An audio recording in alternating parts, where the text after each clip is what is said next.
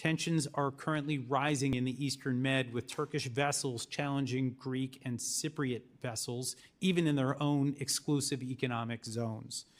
The U.S. can no longer afford to ignore Turkish aggression. A policy shift is needed, and I offer these recommendations. The U.S. should maintain its modest military presence in Syria to counter Turkish aggression. The U.S. should block Turkish attempts to deploy military forces or contractors anywhere in the Middle East. The U.S. should expose and punish Ankara's policy of allowing jihadi fighters and terror financiers to use Turkey as a transit and logistics hub.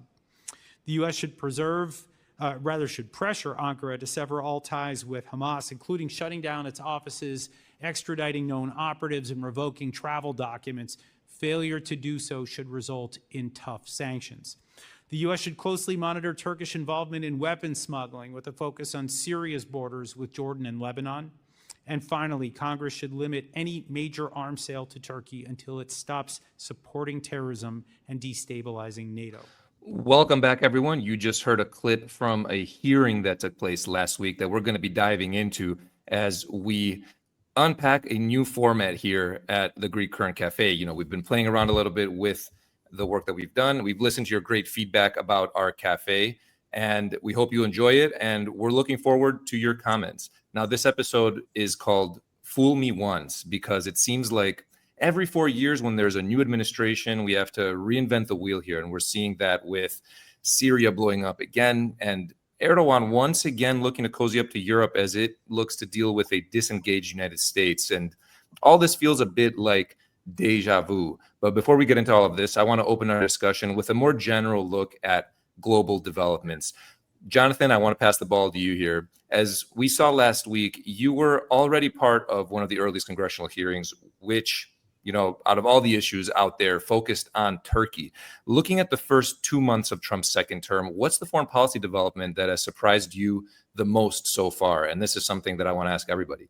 Sure. Look, for me, I think it's actually been the engagement on the part of Trump administration officials with terrorists or terrorist sponsoring states.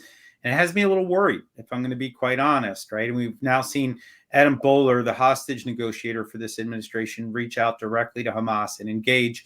Now, we've now seen the administration walk back from that. Marco Rubio, Secretary of State, came out the other day and said, well, that was a mistake and it was a one-off and it hasn't borne fruit. But this was a serious diversion of the norm on the part of the Trump administration, engaging directly with the perpetrators of the 10/7 attacks. That was shocking. And then now we have the engagement at a high level, Donald Trump sending letters to the supreme leader of Iran, engaging with him. I think when we sort of begin to extrapolate from all of this and begin to ask ourselves what will be the policy with regard to Turkey, I've got to imagine it's probably more engagement and more along these lines. I think there's some danger here in legitimizing and platforming terror sponsoring states, and I would include Turkey among them. Lena, same question. So what's really struck me over these past 2 months is just how fast Trump makes decisions, how oversimplification defines his foreign policy approach, and how determined he is to impose his own rules and force everyone to agree with him. We've never seen anything quite like this before. And I'm not here to debate whether I agree or not, or whether I like it or not. That's not the point. The point is that we're in a completely new reality where we don't know what's coming next. Only he knows. We're struggling to adjust to a new paradigm. And while it sounds like a joke, in reality, it hides a bitter truth that in order for a country or for a region to be safe or to feel safe, it should stay off Trump's radar. That's the new joke among diplomats and governments around the world. And this is quite something. And this brings me to the actual foreign policy front. And what stood out the most was, of course, his Gaza plan, his Gaza vision. There's nothing more to say about it. And then there's his strong push to end the war in Ukraine, no matter the cost, even if that means compromising Ukraine's sovereignty and territorial integrity. Sinan, welcome to the Greek Current Cafe. I know you're a regular on our podcast, The Greek Current, but first time here on our YouTube channel. So it's great to have you here. If you could answer the same question. Well, I mean, I'm slightly more regionally focused. We've the Turkish case seems to sort of bedazzle me right now. I mean, we're sort of poised sitting here and trying to sort of understand, given the makeup and composition of Trump's national security team, ranging from Mike Waltz to Tulsi Gabbard to also the Secretary of State, who have pretty determined and keen understanding of what Turkey represents in terms of some of the points that John just touched upon. We don't know what the president's view is. We just simply have no idea. And that's partly probably a reflection of the fact that we do not know if he is sincere, that he really does not give too much credence to what happens in Syria. We've heard him say he doesn't care about it before. And that is mainly the position that I'm in terms of trying to understand what the sort of administration's policy will be towards a very inflammatory region. There's a lot going on, obviously, which we'll break down. But so far since Trump's inauguration, we've heard little, ambiguous comments from him one way or the other towards Turkey and the Erdogan government. But he hasn't really been declarative on what he would, what his preferences are. Will he utilize Turkey to essentially, for example, be more involved in the fight against, for example, Russia's ongoing war in Ukraine? Will he give in to promises by Erdogan suggesting that Turkey will handle the Islamic State problem and ask for US troops withdrawal? We just have no idea of any of these. And that's a little bit surprising to me because he's silent on this. But also, I remember the first few months of the Biden administration. I mean, he wasn't altogether silent, but, it took 18 months before Biden essentially had a conversation with Erdogan. And I can't believe at this point it'll be that long until Trump will have to engage him. Endy, last but not least, what surprised you the most these first 2 months? The sheer unpredictability of everything going on. An administration that has celebrated maximum pressure, a president who talks about taking on terrorists, engaging, as John said, directly with state sponsors of terror, the Gaza plan that came out of left field, as Lena said. Look at Bibi Netanyahu's expressions during that rollout, the blow up in the Oval Office with Zelensky. These are just unpredictable things, and all done without necessarily, it seems, a regard for what the reaction is going to be in the region. So, and the fact that this is all happening without a fully formed team. They don't have assistant secretaries of state. They don't have all their officials in place. And all this pace of unpredictable and really high stakes policy calls are being done by very few, are being executed by very few people. And we see it, yesterday this week they declared some deal on Ukraine, but it looked like 2 weeks ago that they had left Ukraine out to dry. Now the pressure is going to be on Russia, and all the while Europe is left with what are we going to do, and they're putting together they're fast forwarding their defense identity. So unpredictability is not a good feature of international relations. The year kicked off with what seemed to be positive news coming out of Syria. We had the fall of Assad. And to be honest, looking at Syria, I didn't think it was stable, but I didn't think it would fall apart so quickly. Sinan, since you brought up that you have this more regional approach, should we have seen this coming in Syria? What we've seen unfold over the past week? Well, that's a good question. Predicting when a regime's going to fall is kind of difficult business. We also had very little inclination that the Arab uprisings would happen, and some of these, legacy dictators would fall so quickly with so little pressure applied. And I think the same fate would have been visited Assad back in 2012 had he not had, the backing of the Russians and the Iranians, which basically propped up that regime. I would be loath to say that we should have seen it coming, but we have a mantra here when we study authoritarian regimes, which is strong leaders like that are usually strong until the very last minute when they're not. And the telltale signs that was probably going to be the case was obviously the war in Ukraine, where the Russians were distracted. and obviously Iran's sort of devastating past sort of 12 months, if not longer, with its closest regional sort of proxy actors being decimated by the Israeli military, which has left it pretty much exposed, and trying to sort of rally and figure out how to sort of keep the regime alive if and when the Israelis essentially take action against their nuclear sort of weapon sites. But, once we saw the weakening of these two sort of, patrons, perhaps there should have been a conversation saying, look, this is an opportune time for Assad to fall. The one thing that I take from that, the so what from, since his fall, it's only been 3 months or what now, or just over 3 months, is I'm a little disappointed with the fact that, Assad was a terrible dictator, a horrible brute, a regional destabilizer, and there is no doubt that his departure is a welcome development.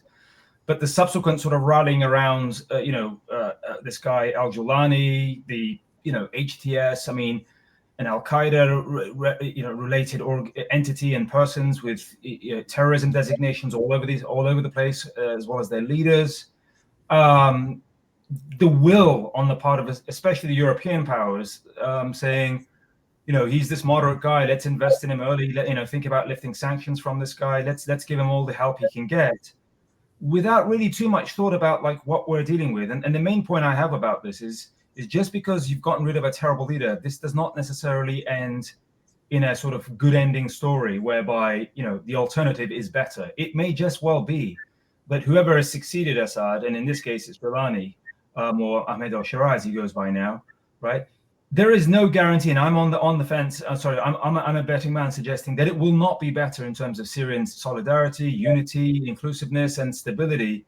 And the risks of Syria being united under this sort of Islamist jihadist system of government is likely stronger and more realistic than some sort of nebulous notion that the new Syria will be a democratic, inclusive state for all Syrians. Jonathan, what's your take here? Is this a case where, with al-Shara, it's a situation of, fool me once, shame on me, fool me twice, or fool me once, shame on you, fool me twice, shame on me? Look, I don't think anybody is pretending here that things are going to work out well. I just think you have exhaustion and fear among the European states. I think at the UN, certainly among the Middle Eastern states that are just tired of the war that's been going on now for, a year and a half. They're just not interested in provoking Syria under al-Shara, basically under Turkey at this moment. So I think they're going to try to let sleeping dogs lie, or at least that was the plan. I would argue that some of the clashes that we've seen now between the Alawites and the regime in Syria, I think probably at this point we can say with certainty that things are beginning to get more tense and that we have the possibility for wider sectarian violence. I'm watching the Kurds, I'm watching the Druze, I'm watching that southern security zone with Israel. None of it looks particularly stable right now. But again, I think, no one is saying, oh, this guy really, he's going to be great. I think they're saying, okay, well, he might be pragmatic and let's wait and see what happens. I think we're starting to see what's happening. I don't think it's good. I think, I wouldn't be surprised to see Syria descend into another round of internecine violence. And I think that's where the U.S. is going to have to start to pick its allies carefully. And where we could see regional tensions emerge between, for example, the Turks that are major sponsors of HTS and the Israelis who have vowed to protect the Druze and may, in fact, step in to protect the Kurds. This is going to get interesting fast. I hope it does not spiral into something more regional in nature, but it certainly has the potential to do so. Endy, I want to pass you the ball because, right before Syria fell apart, HALC released a video that we're going to play right now for our viewers. The U.S. has never had a worse ally than Turkey. When we counted on the Kurds to help us fight violent ISIS terrorists, Turkey massacred them. In northern Iraq, Kurdish fighters pushed back an ISIS offensive. As you know, we've pulled back our troops quite a while ago. Mass atrocities have been committed against the Kurdish people at the hands of Turkish-backed militias. When Turkey's far-right dictator came to the U.S., his thugs attacked American citizens. Security men guarding Turkey's President Erdogan, kicking and pummeling protesters outside the Turkish embassy Tuesday in one of Washington's fanciest neighborhoods. When our troops are vacationing in Turkey, they get swarmed by violent mobs in the street. This video shows the moments when 2 Marines on leave in Turkey were attacked by a large group of young nationalists. Now, Turkey wants billions of dollars in American-made weapons so they can use them against American allies and partners. When someone shows you who they are, believe them the first time. Erdogan has shown us again and again. Let's believe him. With allies like these, who needs enemies?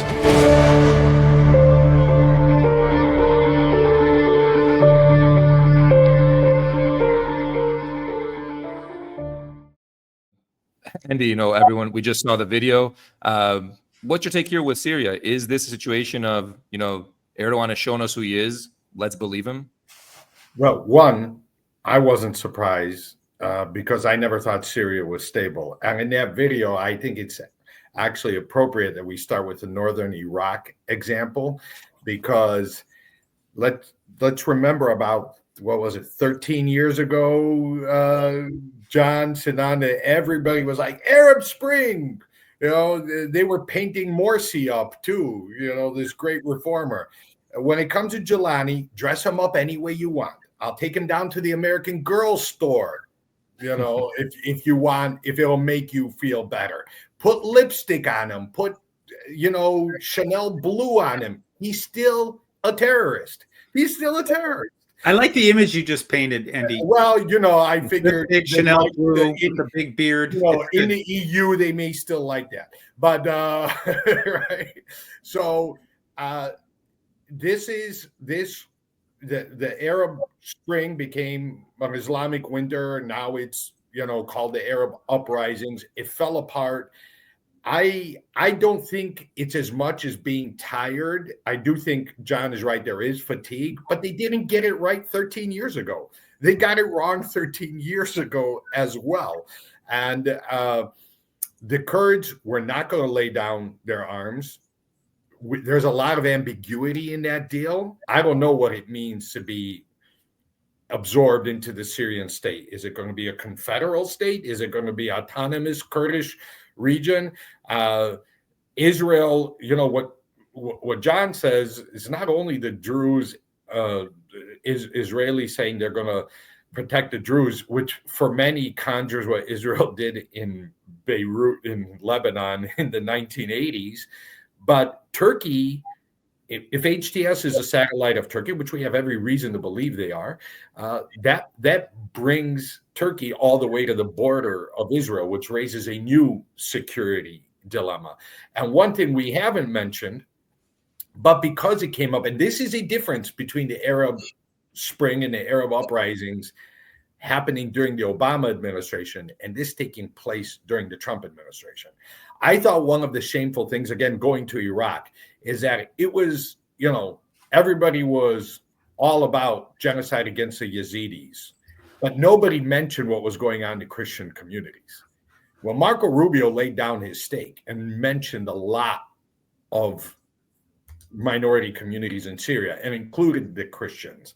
And as we've seen, and as you've reported on the podcast before, Cyprus has a special representative for the protection of Christians in the Middle East. Greece has spoken up about that. So when Jelani goes to the EU, which he's been invited to go to the EU and is looking for some type of help and recognition of the regime, the protection of Christians it looks like there's at least 2 countries, maybe even Hungary, who just did a major conference in Hungary about the protection of Christians in the Middle East. You have a few states that may be willing to use their veto power if Jelani does not take Christians into account. Lena, I'd love your take here because you're covering, developments in DC. You've covered the statements coming out from the State Department and Marco Rubio's and what Marco Rubio said about what was taking place in Syria. Can you share some thoughts here for our listeners as well, from your perspective on the ground there? I'm not a Syria expert, but there are some things that I can say when it comes to this agreement. I'm referring to the agreement between the interim government and the SDF. I agree with Endy. There are many questions. It's way too early to tell if or how or when it's going to play out. As for al-Sara, I don't think he can be trusted at all, and the US certainly shouldn't put any faith in him. And then there's the violence against the religious and ethnic minorities. We heard Secretary Rubio's statement. It was a very clear message, and it was also a clear reminder, this violence, that despite their claims of moderation and commitment to stability and inclusion, as Sinan said, and all of these nice stuff that they say, jihadi groups are still the ones calling the shots in Syria. No matter how hard they try to portray a different image, they just can't hide who they really are. So I just want to make a quick comment on HALC's new campaign.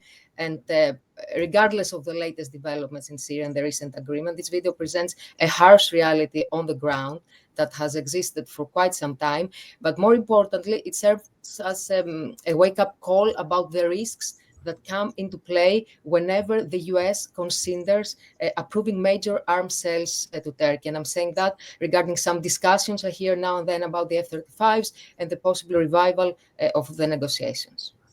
Well, Lena, let's stick with that, because you reported on the hearing that we kicked off our discussion with, where Jonathan spoke, and some of the key moments touched directly on issues we've been covering that impact Greece, questions like a potential F-35 sale to Turkey that Representative Dina Titus warned against. Is this an issue that's really coming back on the table?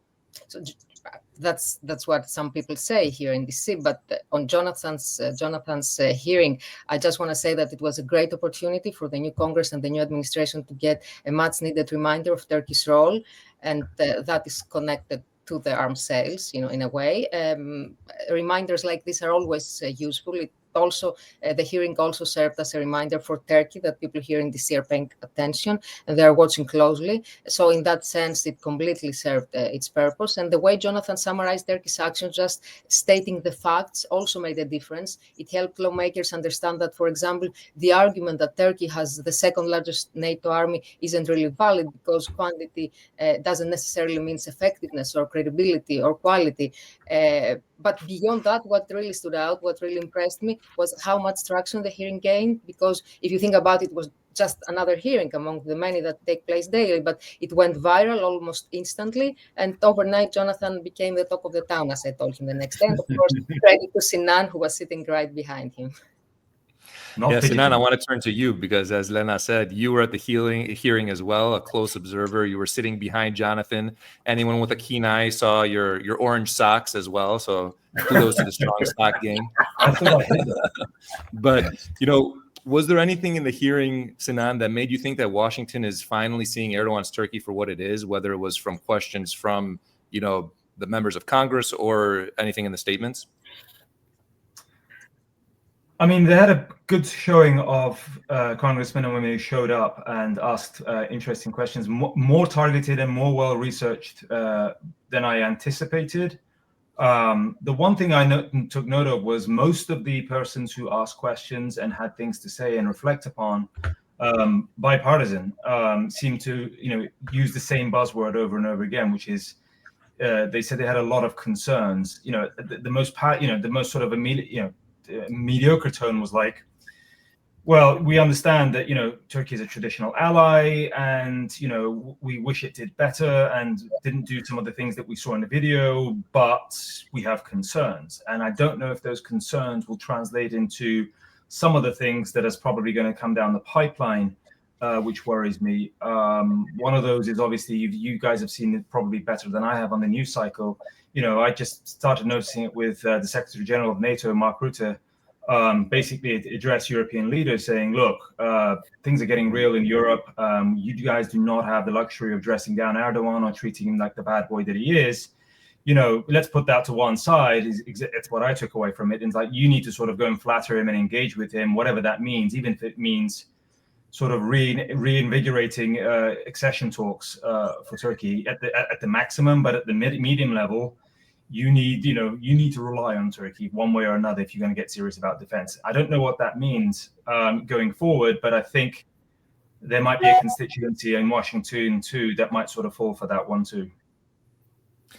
Jonathan, I want to turn to you and stick with the hearing before we move on to the last point that Sinan made about Europe, where you put a real emphasis on the Hamas angle here, and you were crystal clear about Turkey's role in supporting Hamas.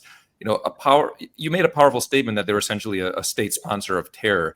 And this seemed to be something that was shared by members of Congress, that concern at least. Is this space to watch for any crackdown from Washington, vis-a-vis Ankara?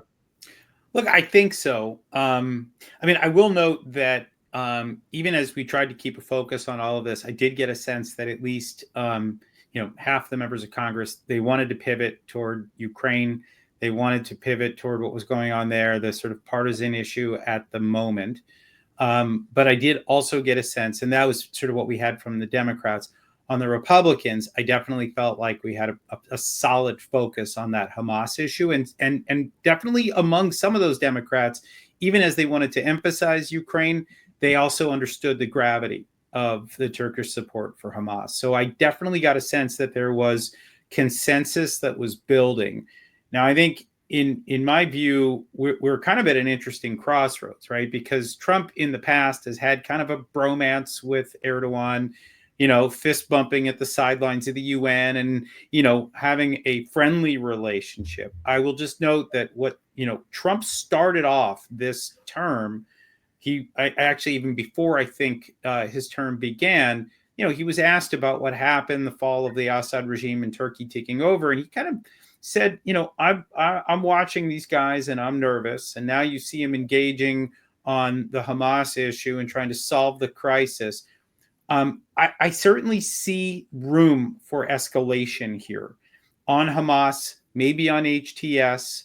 I don't know about some of the other malign activities, but I certainly see room for escalation on both of those fronts. I think right now Erdogan is probably breathing a sigh of relief that he's not invoked the direct ire of Trump. But I do think that based on what we saw at that hearing, that it's probably only a matter of time before this stuff begins to spill out into the open. Lena, I want to turn to you and take us to Europe, where, as Sinan mentioned, Mark Rutte, the Secretary General of NATO, kind of urged the European Union to, deepen its ties with Ankara here, especially on the defense front. And this is, we've also seen in the pages of Kathimerini, for example, some op-eds where some are arguing for accommodating Turkey. What do you make of this? I would say that these efforts are really concerning, the efforts for Turkey to secure a seat at the table. And it's concerning not only for just Greece and Cyprus, but for Europe as a whole. It's not just about boosting its defense industry by gaining a role. It's more about expanding its influence in Europe. And if Europeans, through a short-term lens, decide to overlook Turkey's records and actions today, they will eventually have to deal with the consequences in the future. They will not avoid that. And if Turkey becomes too involved in shaping European security, it will definitely destabilize the region further and push policies that directly oppose the interests of the UN NATO members. And we have seen this in the past, and we will see that again. So what I'm getting at is that Turkey's presence at the table now could very well become a problem down the road. Endy, I want your take here, because I see you just chuckled as well. But is this another, deja vu, another fool me once situation that Europe is walking into? Yeah, well, since we opened the NFL offseason, I'm going to channel Coach Ditka and tell Mark Rutte, who you crapping? It's not only an insane comment, it's an inane comment. He leads an organization that at its heart says want to keep Europe whole, free, and entirely at peace. And then he says, let's accommodate the one that keeps Europe divided because it occupies Cyprus, not free because it's not free itself, and definitely not at peace because, as John laid out in his hearing, it's using its navy to threaten neighbors.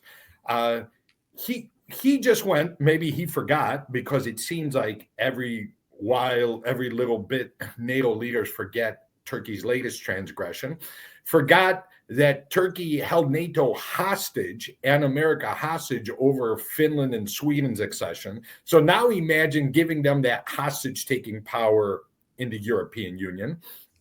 And then finally, because Sinan has talked about this, at a point where Erdogan is facing a real domestic challenge, where you could get democratic change in Turkey, where maybe you figured out from the last election Kılıçdaroğlu was such a horrible candidate, maybe you're fixing it with İmamoğlu.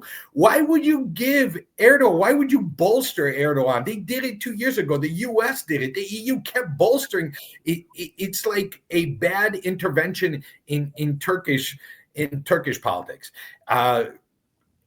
If Europe is going to think tactically in short term, there's inconsistency. Like, let's give Turkey a place at the table, but let's figure out how to get rid of multiple different defense companies and come up with one European plane or one European tank. That's not what Turkey wants its own defense industry. Turkey has made it clear it is neither Eastern nor Western. It's neither Europe or Asia. It's Turkey. Turkey definitely wants a place at the table, but at this point, with this Turkey, with this leader, no, veto it. I urge Athens, veto. I urge Nicosia, veto. I urge veto. Veto is going to be our new word. So as we close out, our listeners are very familiar with our, shot clock segment, where each of you will get 24 seconds, like in the NBA, to answer a question that I'll pose to you. But we've been talking a lot about getting fooled or getting played, but I want to focus a bit on opportunities as we close out. So a question for each of you, and I think we can kick off with Sinan here, but what are the biggest foreign policy opportunities for the Trump administration in the East Med, in our region? And the clock is live. The one thing I would say, I think, that Trump can essentially utilize, or Europe could utilize in tandem, is Turkey could have a seat at the defense table because Europe is too unprepared and too exposed. But they could get serious about conditionality in terms of any sort of significant role, because unless they do, they're exposed, and Turkey has some goods that the Europeans need, and they could hold Turkey to account in getting some of those. Right at 24, Sinan.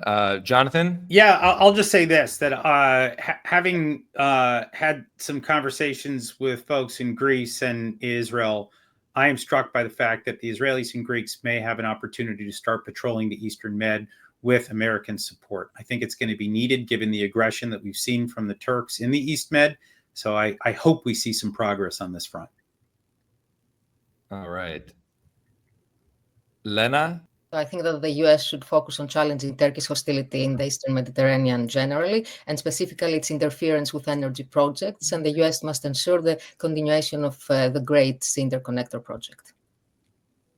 All right. We've got some seconds to spare, but they don't pass over to Endy. But I have full faith that you'll get everything in the 24 seconds. Endy, you're up. Sure. To build institutions for the world that it is rather than the world as it was, or you may imagine it being. During Trump 1, in the Eastern Mediterranean, institutions like the 3+1, the East Med Gas Forum, and Abraham Accords were started.